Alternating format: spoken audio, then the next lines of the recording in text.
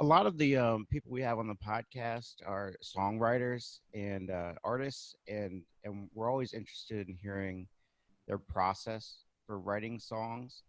And interested in hearing your process for getting a book done, as far as like the collaboration process and the beginnings of it.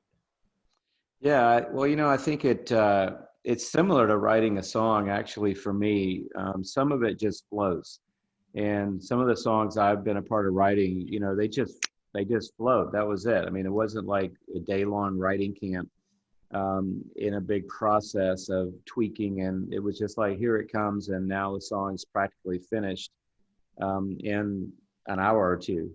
And some of the writing in Goliath Must Fall and the other books, I'm working on a new book right now that's coming out in the spring that I'm just finishing. And a lot of these books, started as messages. And so I was just staring at a blank page going, Lord, I need something, please just give me the first word.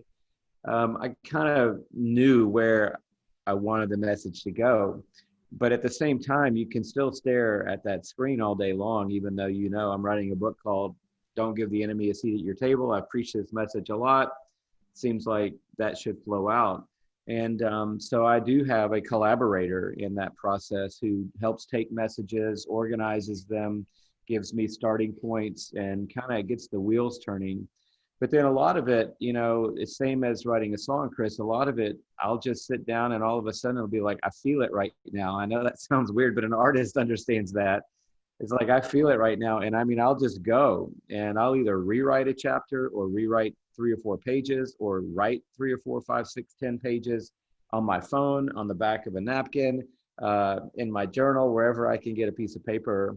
And so it's kind of that both and process. And for someone like me, I needed an encouraging partner because there's a lot going on every day, and it's a big commitment just to get 40,000, 50, 60,000 words on a page. So I've had some good partners along the process that are taking my ideas and material, helping get things at least off the ground, and then that gives me the freedom to come in and jump in and really take them where I feel like they need to go.